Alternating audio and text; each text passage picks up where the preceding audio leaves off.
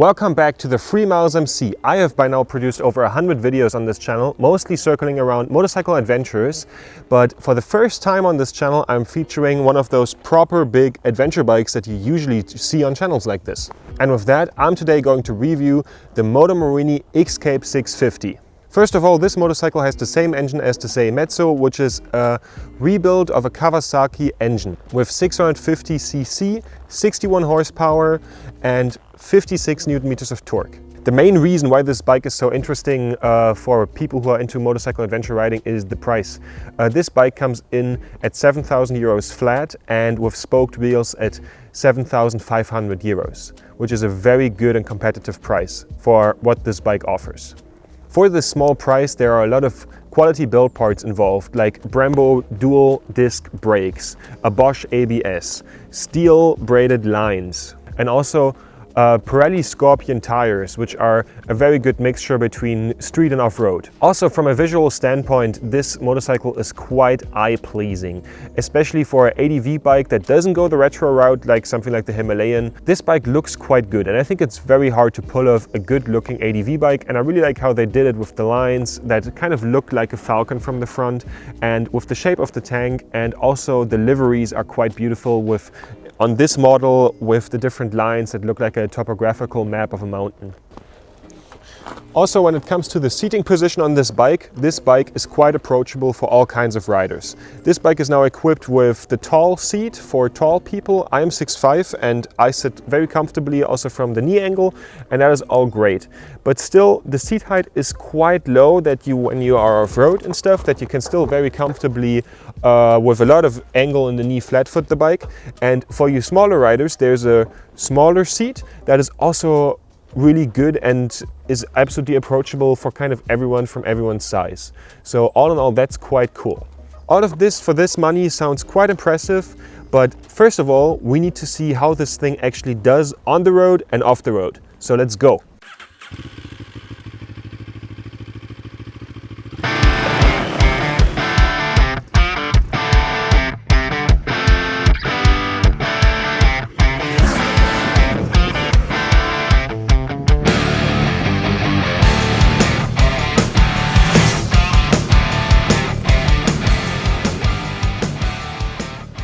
We are now out here on the open cross-country road, and we're going to take the Motomorini XCape onto one of my favorite testing routes that I have here, and it's the same that I took the Mezzo on. All in all, I can already say that the engine is it feels quite industrial. It has the 180-degree crank, so most bikes nowadays have the crossplane thing going on. This bike hasn't. From the tune, it's less punchy as the Mezzo, most definitely. I can demonstrate that right here as soon as we get out of this little town. Yeah, and let's go.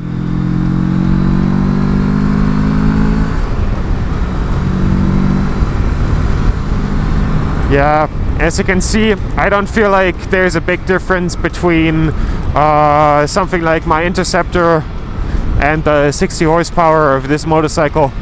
But apart from that, also in prospect to big touring, it really does its thing quite well, and it's enough for one person with luggage most likely, so it does that alright. All in all, I really like the quite easy adjustable windscreen of this motorcycle that is adjustable right here quite easily even while riding, and also the Pirelli Scorpion tires do their job really well on the road.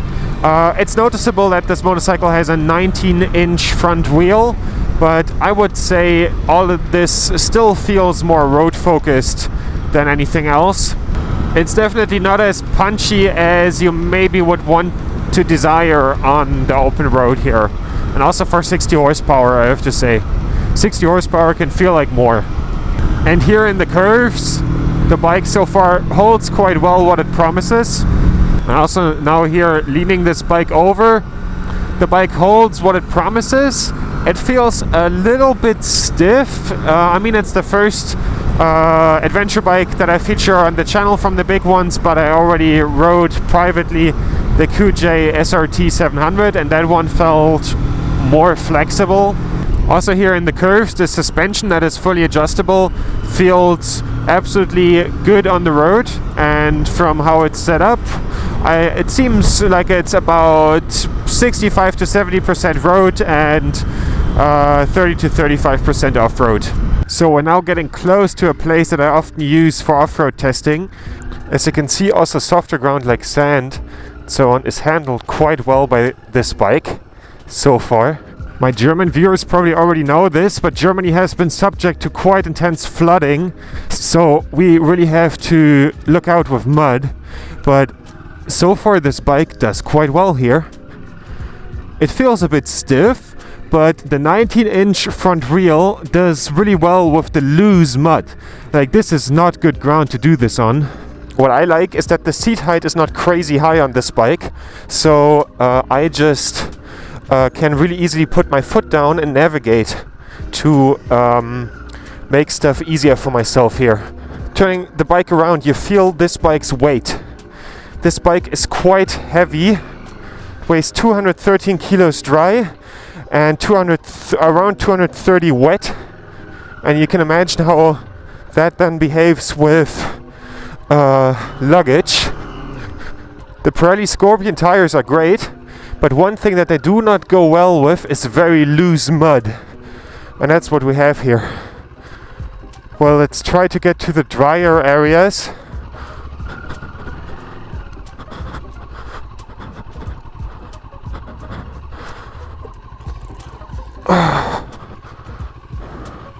So, for short explaining, I am currently stuck on this incline here, and this incline is too muddy to just send it, you know? So I have to tippy-toe myself through this here, because also the tires don't offer enough grip for this. But what is really nice, as you can see, both my feet are really flat on the ground, and this side is about 20 centimeters lower than this side. And the seat, this is now the tall seat, and with the lower seat, that is also completely possible for a smaller person. So if you're not the most experienced off-road rider, you can just tippy-toe through all the dangerous stuff and be fine, which I think is quite cool. If you're wondering why all this is so muddy, because everything here that you see has been flooded. Yeah, you see? This is what we're working with. I mean, we're managing this here, but I have to say I would feel more comfortable on a different bike in those very muddy conditions here. And here, we're back to the good stuff. Whereas in more quicker, but still quite technical stuff like here, where you really feel the suspension working off this motorcycle, it really does quite well. Well, now here back in the forest, the bike does well on those type of things here, but that's kind of what it can handle. I wouldn't now put it onto a single trail. I think that's not a good idea. And all in all, it's okay, but it's also not really great either. Like, my Honda XL handles better. So after having experienced this motorcycle on and off-road, what is now the verdict? So on-road, this motorcycle handles quite fine, it goes fine through the curves, and it's a lot of fun there. Also on-road, the touring capability of this motorcycle really shines through. You have a lot of amazing wind protection that is adjustable, and with the 18-liter fuel tank you have a lot of range. And the body position also allows for a long time in the saddle. But what needs to be said about this motorcycle's performance is that the power of this engine is lacking. You can definitely feel that this is just 60 horsepower. Also, the 180-degree crank is definitely showing here. All in all, I have to conclude that more is possible with this motorcycle performance-wise when it comes to the mapping. Yes, it's only 60 horsepower and 56 Newton meters of torque, but those 60 horsepower and 50 Newton meters of torque can feel different, like the Seimetsu already proved. Let's talk about this motorcycle's off-road capability. This motorcycle is capable of the one or other off-road adventure. Something that is really positive for me is that the change between road mode and off-road mode can happen in less than 7 seconds while riding. On top of that, you can take the rubber out of the foot pegs, so you have some proper off-road foot pegs. In the off-road mode, the ABS is kind of off, but that's not completely true. There's still some kind of ABS activity going on, and you can occasionally hear the ABS click. I'm quite particular about stuff like that, but I have to conclude that I am fine with this. The bike brakes completely fine off-road, even with this little bit of ABS, and I felt like it helped me keep the bike more stable and don't have the rear slip out. And even on strong declines, this kind of braking really slows down the bike. Especially the rear brake is very strong and very positive on this motorcycle. But all in all, I sadly have to conclude that this bike is quite heavy and quite stiff for off-roading. It would handle something like a fire road completely fine, but anything above that and something like a single trail is just too much for this motorcycle. I mean, you could try it, but I think it's quite hard for someone with mediocre experience to maneuver this motorcycle with all its weight that it's having, especially when the motorcycle is standing still. One more thing about the off-road mode. This motorcycle probably only changes in off-road mode the ABS because it's a cable throttle, so there's no change in engine performance and how the power comes on. Speaking of the off-road mode, this motorcycle has a very amazing tech package. It has a huge DFT display that shows everything in great detail, from tire pressure, from navigation. It has Bluetooth connectable, so you have navigation and music controllable over your phone via Bluetooth with amazing buttons that also glow in the dark. The navigation, if you have seen already an older review about this bike, has not been available in Europe and America for quite some time, but now it's available since very recently actually. And you do that through an app on the phone that is based on Google Maps. The only problem there is that the privacy settings of that app are for products out of China quite typically quite bad. Like this app wants access to basically everything, all the good stuff, keystrokes, your location at all times and all that stuff. Not just when using the app. Another positive about the DFT, all visuals can be adjusted to your liking so that you can have customized backgrounds and all that good stuff. It's really nice. And now to the most important question. With an entry price of 7,000 euros, for who is this bike actually for? Because it's the cheapest possibility to get into a mid-weight adventure bike. I would say if you want something that is very comfortably and that makes motorcycle riding quite easy, maybe you're already a bit higher in age and just want something that's chill for bigger tours around your location where you live, or for the occasional one or other vacation, then this motorcycle is really good, also with all its navigation and all those good things. And then at the price point, the leg and performance is also, I think, definitely tolerable. So if you belong to that group, I can definitely recommend this motorcycle. However, if you want this motorcycle as an adventure bike, which it definitely is, it says adventure touring on the side, then I would be careful. Really think about what you want from this motorcycle. This motorcycle, if you really plan a big adventure, has some downsides. If you actually plan on going to countries where you will do some off-roading and where you will encounter challenges, this motorcycle is most likely not up for it. This has multiple reasons. The motorcycle is very heavy and of course as an adventure bike quite top heavy. I have already had to lift my own private motorcycle that is similar in weight in quite difficult environments.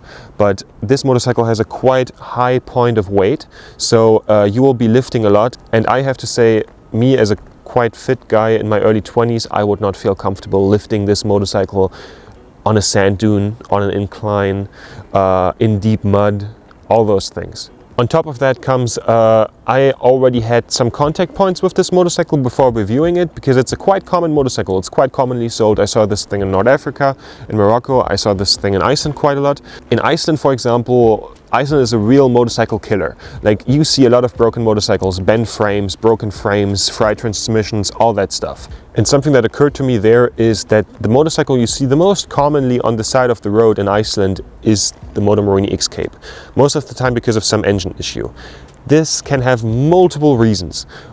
One reason could be this is an engine rebuild from the Kawasaki engine that is also in the Versa 650. Because it's a rebuild, it doesn't always have to mean that it's a very good rebuild. Sometimes those things have flaws, but in general these seem to be quite reliable, also with the 3-year warranty. This could also be because those bikes are sold quite commonly and there are a lot of XCapes in Iceland, and a lot of them then are on the side of the road.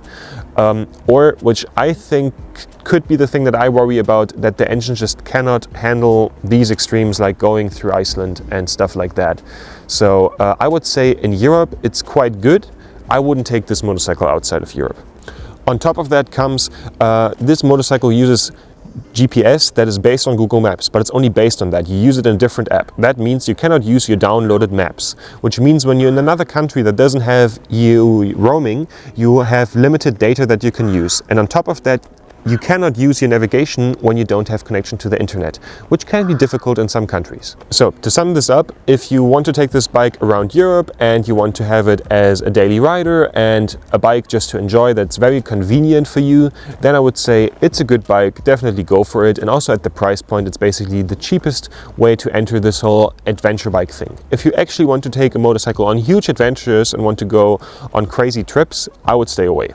If you are looking at the price point of this motorcycle and it's the cheapest offer and you want to do those crazy tours, I would suggest you rather get a cheaper motorcycle from the used market and use the money instead on a trip, or you use a smaller adventure bike with a smaller engine that is way lighter. So that was it for this video. I hope you guys enjoyed it. If you did, please leave a comment and a like and maybe even subscribe, and see you guys in the next one.